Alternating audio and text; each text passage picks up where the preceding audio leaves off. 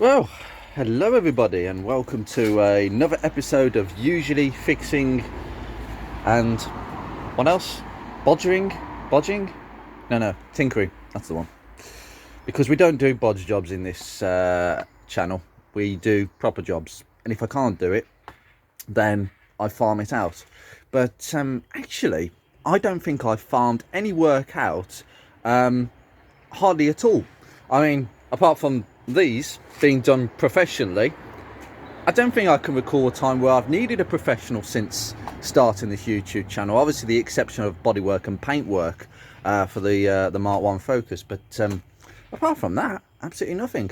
Now, this episode is going to be a little bit more shorter because there's a few jobs that are going to be happening. Number one, these brake discs. Now, this disc here is not bad at all. There's no actual massive scoring apart from these around the side, but this is actually a good disc as far as I can see. But the thing is, the passenger one, which I haven't taken the wheel off yet, that is scored and it's causing excessive brake dust onto that wheel. I'm just going to show you this wheel, and this wheel has only done about 50 miles. That doesn't look too bad actually, but it's still starting to build up. But if you see the back of that wheel, it's a complete difference to this side over here. So it's got to be changed. There's just too much scoring on that disc, so they've both got to be changed, which is probably a good thing. So I'm pleased I'm getting around to doing that, and they are on the way, but I don't know if they're coming while I'm making this episode. So touch wood. I have actually just cracked off these grub screws. I don't know why some manufacturers insist that you put the grub screws in and some don't, because the disc isn't going to move off the hub because it's attached to the caliper. The caliper holds the disc in place and the caliper is bolted to the hub, so I'm not quite certain why you would need to do that. But I've just loosened this and this. You may need to put some penetrating fluid or use a manual impact driver and a hammer to get them moving, because these were stiff and they weren't moving. A few taps of a hammer and they started moving. Anyway, if you come over here, we're just going to observe this. This is just looking amazing. Now, I will say the last what I did after that video, changing the tank, I did take it on a journey as normal to work, and after that day when I got back home, I let it cool for 15 minutes, then released that bleeder again. There was no air, which is good. But one thing I did notice when I started the car up initially in the morning, there was a gurgling around the heater matrix. Now, that was after I'd done all that procedure on camera. So there was still air trapped around the heater matrix and there was a gurgle. And what happened along that journey is, because I'd pretty much taken as much air as I possibly could out the system beforehand, it was only a little bit, and it found its way out very easy under normal driving conditions. And the level did drop. It was around, it's above the max now, but it sort of finished up like sort of halfway down towards this ledge here. And there was a minute amount of coolant that I had to top up to get it back to that level it's at now. That's it. That was the amount of air that was trapped in the matrix, which wasn't much at all. But I'm just so pleased. It's looking so nice and pink. It's untrue. It's actually, it looks a bit orange on camera, but it is actually really pink.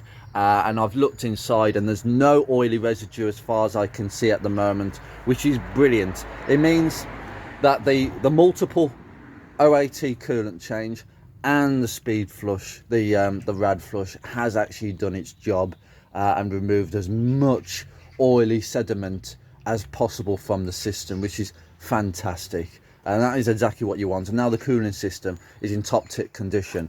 I'm going to actually do a test where I put my diagnostic scanner on the car to check the temperature.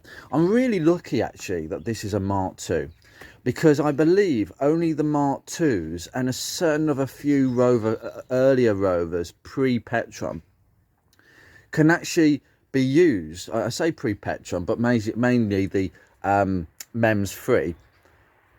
A lot of them cannot be read by a generic OBD2 reader. You need I can't remember the computer that Rover used to talk. It's the I forgot the name of it now actually, but there was a specific Rover program that could actually get into the diagnostics of these things, and I believe that there is a guy who supplies an actual kit that you can use with your laptop. My laptop isn't applicable, so I'm gonna have to get another one, but basically it talks to the computer in the same way as OBD2, but Rovers are a bit funny with OBD2, so I might consider a couple of options that I've got if I want an older Rover. But being a Mark II, the OBD2 system works absolutely fine. So that's cracking. Anyway, onto the job. It's a T5. That's the machine. It's a T5, a Rover T5. That is the machine that Rover used in the 90s and noughties to diagnose this generation of cars. A T5.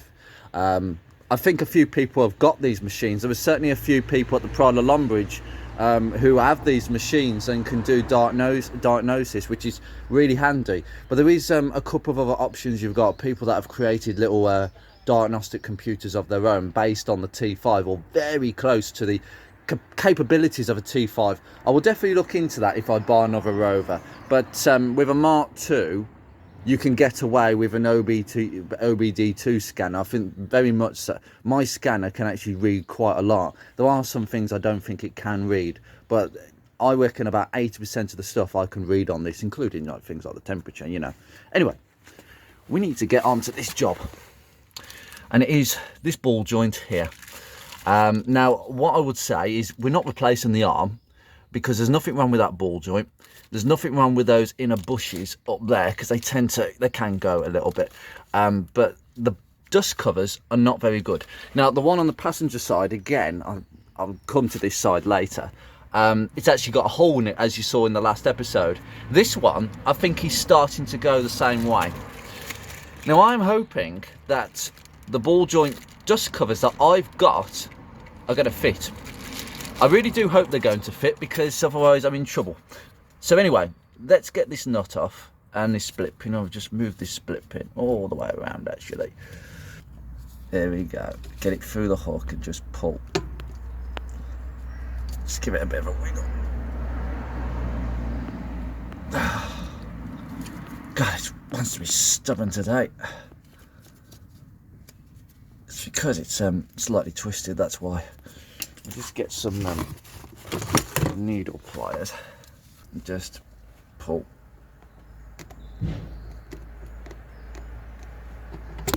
There we go. Now, because I broke this ball joint, it's coming off really easy. Now, because I broke this ball joint taper last time, I suspect it's going to want to come flying off. But we'll see. There's a lot of tension under that. Now, there we go. And you see, it's just coming out. The ball joint's just going to pop up.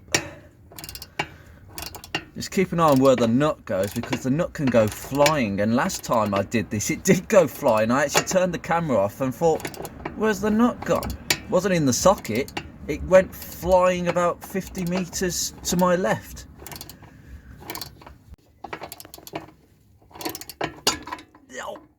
Pop. Oh, it's actually in the socket this time. That's quite handy.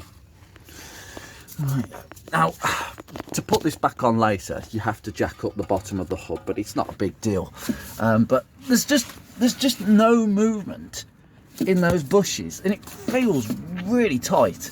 But as I say, I mean, this isn't damaged. It's just a bit of deterioration at the top there.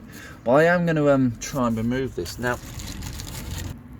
Now, I couldn't buy any ball joint dust covers from basically, there were Rover parts numbers for this particular ball joint, and I think the bottom ball joint as well. I might look to change them as well. It's really important because those ball joints are actually really good as well, and I don't really want to be able to get the whole hub off to press them out. That will be a job for my garage, because I really don't fancy pressing stuff out like that. I've had problems before doing stuff like that, so I would say that's a pretty good match. I did take some measurements of the shaft and of this point, so 1, 2, and then the height of it, and it's a bit taller, just a little bit taller, but I've got no issues with that whatsoever. And this is, I believe, ball joint dust covers for the track rod ends on a Ford Fiesta. That's what the advert said on eBay. £4.95 for 2 with the clips. Now the clips are going to be a faddy daddy, I should say. Now we've got one clip there at the bottom and one clip there at the top. Excuse the camera, guys. Now what I would suggest, I'm just going to try and get 2 screwdrivers, one there and one there, and just separate the clip and just bend it out, and do the same with this one. Just bend them out and just whack them off. It doesn't matter, we're taking this off. I'm going to worry about putting the new one on once I've got the old one off. I've never done this sort of thing before. I think these clips can be a pain, but it's worth doing, because there's nothing wrong with this joint. I can hear the grease in there. I'm going to put some new grease in. Going to clean the old grease out, put some new grease in. I've got a sachet left from the drive shaft, so I've got some CV ball joint grease, so that can go in there. Right, the first one, I just get the small one out with my screwdriver. I think I should just be able to do this. Oh yeah, I've just put a sodding great hole in it, but I think should be able to pry this straight off. Just give it a pry, just there we go. Right, that's the first snap ring off. That's good. And then the top one, I think, trying to find where it actually opens out, and oh, this is going to be a tricky one. I can't actually see. So if I tell you what, if I just give this a bit of a twist, because there's a note, there we go. You can you see the opening there? Just twist it round. There we go. That was at the back side. Now should be able to get my screwdriver in and kind of bend it. This is going to be a bit tricky to do this, but just perseverance is needed. This is going to be a tricky one. There we go. Right, I've just layered that away. Now bring that round. Goodness me, this is a fight to get it off. I hate to know what it's like to get it back on. There we go. There we go. Done. Oh, that was a fight. Okay, right, let's take this joint off. Okay. So we've got a bit of, yeah, I'd say that grease is actually okay. But we're going to give this ball joint a bit of a clean up. Just to remove the excess grease. And let me get my rags. I sounded a bit cockney when I said rags. Don't know why. Maybe I just want, I just keep thinking about Triumph Stags. Because that's the way you say it, don't you? Stag. Ever since that show, I just can't stop thinking about Triumph Stags. I think they're an amazing car. And I really want one. I really do want one. It's just one of them cars. It sounds nice. I know it's like a lot of people say they all sound, but actually they go quite nice in the styling by Michelotti. Out of this world. I think that's why Triumph, for me, has its own unique character. I mean, as someone who's into Rover P6s, I'm never really going to want, I never looked at a Triumph 2000 because I think it's just not as good a looking car. But it's a different car, and it's definitely got a bit more practicality in it. There's a little more space in the interior, the rear legroom, that sort of thing. So, you know, it was all a decent car. Anyway, that looks properly well cleaned up, and there's just no wear that I can see on this whatsoever. Yeah, it's fine. We can compare the two sizes. This is the new one and this is the old one. And I think it's a little bit more fatter, this one. There is definitely a whip size change, but I don't think this is the important thing. The size there is not actually important. It's the size there, and it's the size here on this side, the opening size, because I think that is actually very, very similar. Very much so. Well, we'll find out in a second, but what I'm going to do now is I'm just going to put some grease around here. And I've got my sachet. I'm just going to put a bit of grease, just using my finger, just put a bit of grease all around there. That's it. Now, what I'm going to do is I'm just going to move that. There we go. Good. Good. Just pack it full of grease. There you go. That's what you want. It'll get a bit messy here, but we've just got to try and get this over the top sort of lip. There's a lip here that you've just got to try and get it over. So if I just... Oh, well, that's gone over. Can you hear that squelch then? I mean, that's perfect. That has gone on perfectly. I mean, to be honest with you, that is a perfect fit. Wow. I got it absolutely spot on.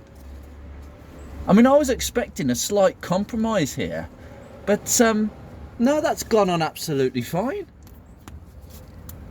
But obviously, you're going to need the snap ring, because every time the ball joint moves, it's going to be pushing out the grease, which is why you've got the actual rings. Now, this is the tough bit. This is the bit where I get the snap rings and then punch a hole in my new ball joint. Now, the first one is this one. Now, I've got to be honest with you, my technique is just to try and push this up. So we'll just get this. See, what I would do, you see, you've got the two parts here. I would try and get one and just push it this way to relieve the tension, because if it's like that, it's under tension.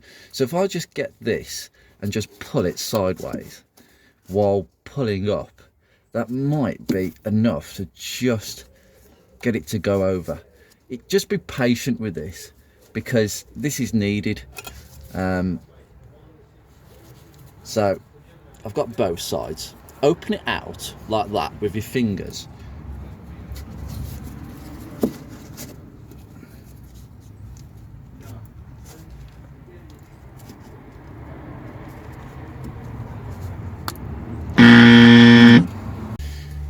Right, that wasn't working for me. So what I'm going to do now is another technique. And it is the technique of the two screwdrivers. So, one there and one there. We try and force these apart using, well, you can use either one or two screwdrivers, but basically I'm forcing that round the outer radius.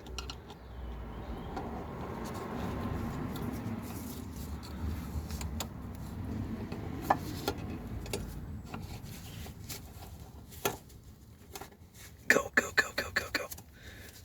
Well, that was working then. Try again. Just gonna make sure. So basically, you put your two screwdrivers up like that, force them apart, and you've got to force the ring over the screwdrivers. And I think that will work. So this is something that I've never really done before, but there you go. It's gone over the ring. Come on, come on. Go, go, go, go, go, go, go. No.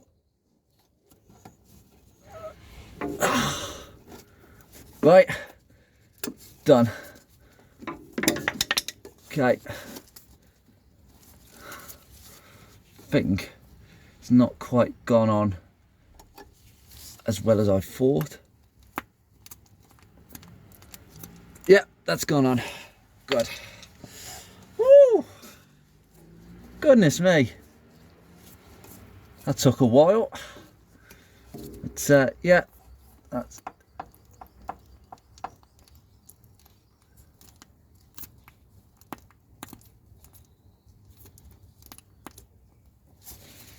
Lovely.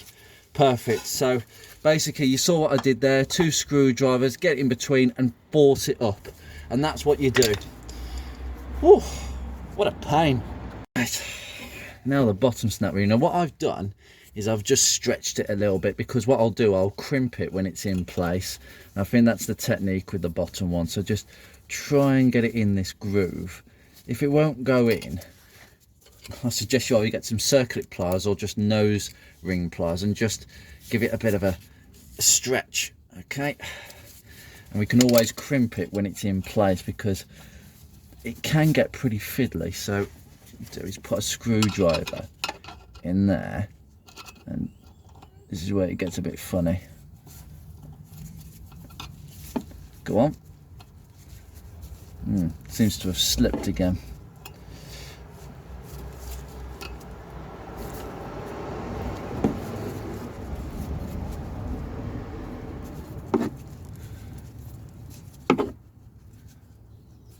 Right, there you go. It seems to have gone into the groove.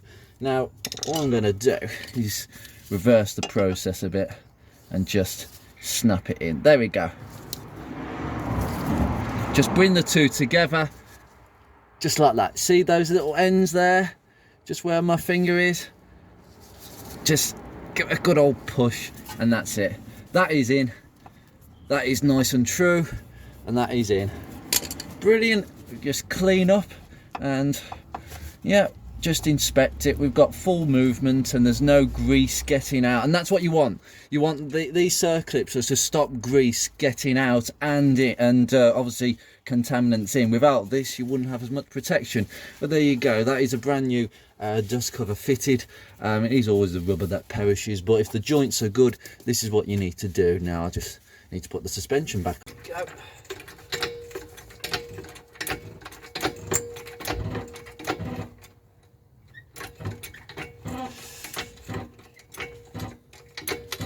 Right, pop that in.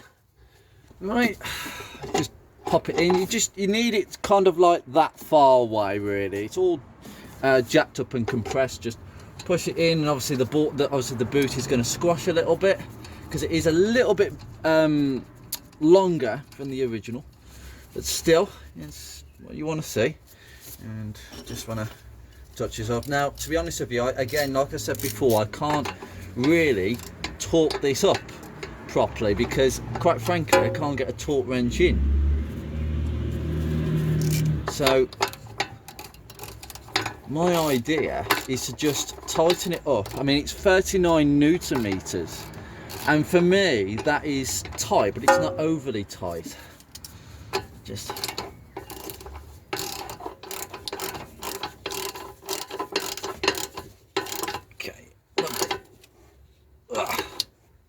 now, I can't see the hole for the split pin, so we just bring it round until I can see the hole, and that's what it says in the book.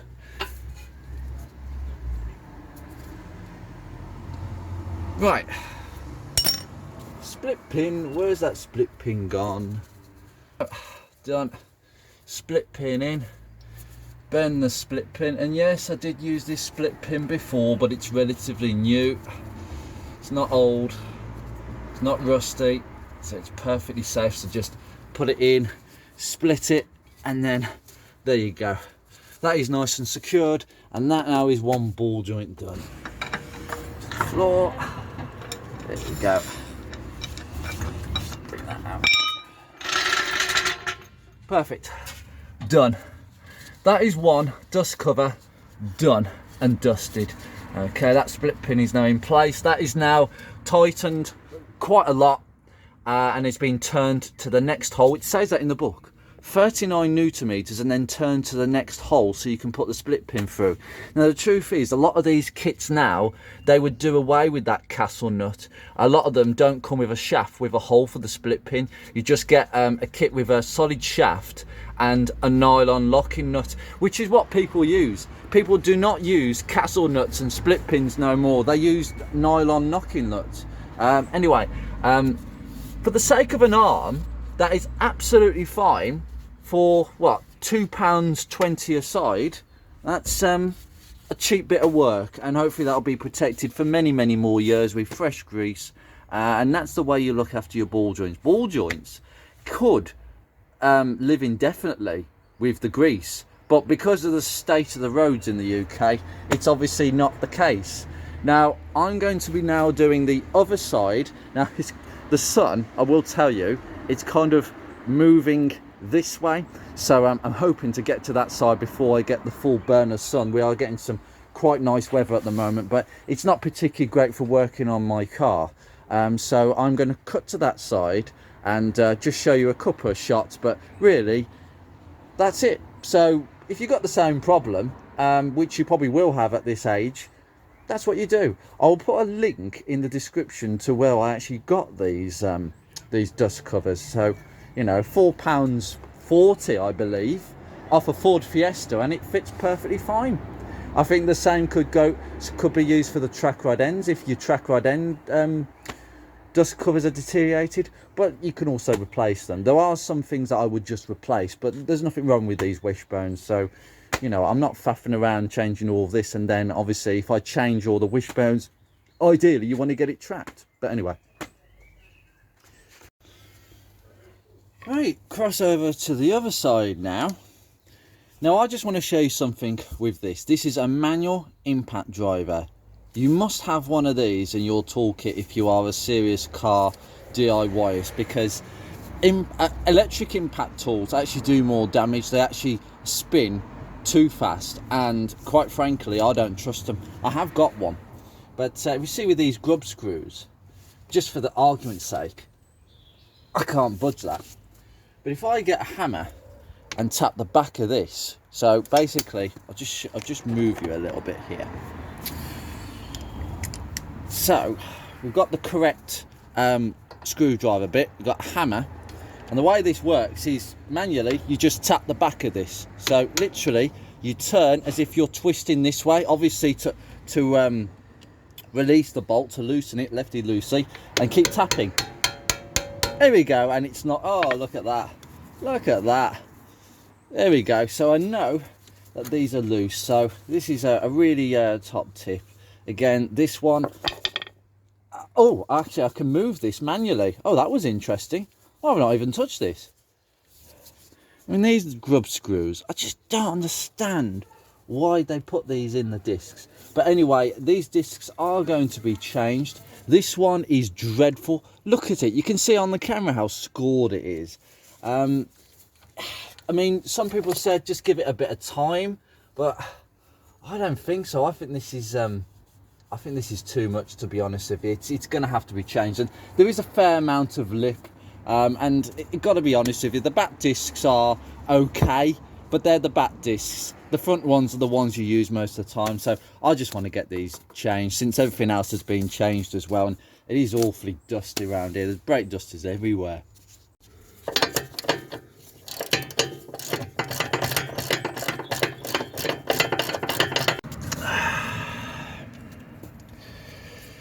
Got to go. But once again, good bushes, that one, and this ball joint feels nice and stiff. Doesn't feel as if there's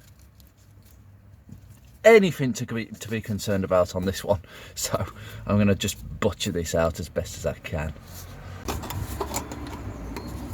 Just bring it down and bend it, because this is not going to be used. So just bend it around and then there we go. There we go. Done. Just bring it out. There we go. Done. Oh dear. That's quite milky. I think you can see that. It's just so milky around there. Yeah, it's just, this is just gotten where the seam is. This seam sort of goes around, and it's just gone.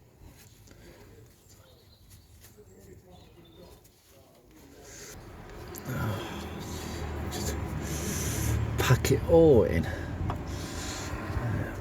Okay, just spread it all the way around. We just want plenty of grease around there. And that's what you... Right. Get on. Come on. Ooh. Done. With a little bit of a click. There we go. Whoa, almost first time. Wow, that was really good.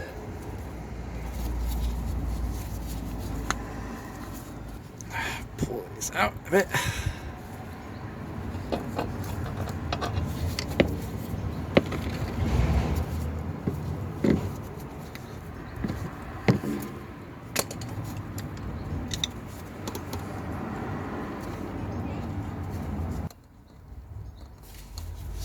Squeeze them in.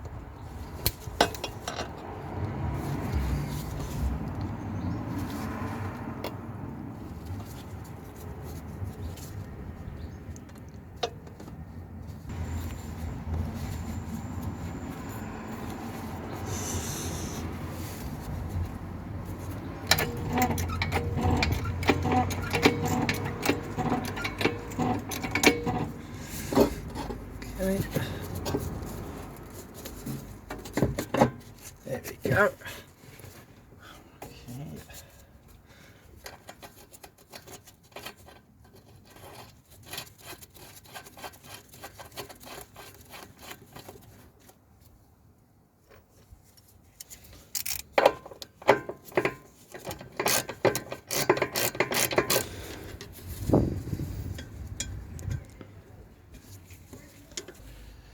And that is me done for today.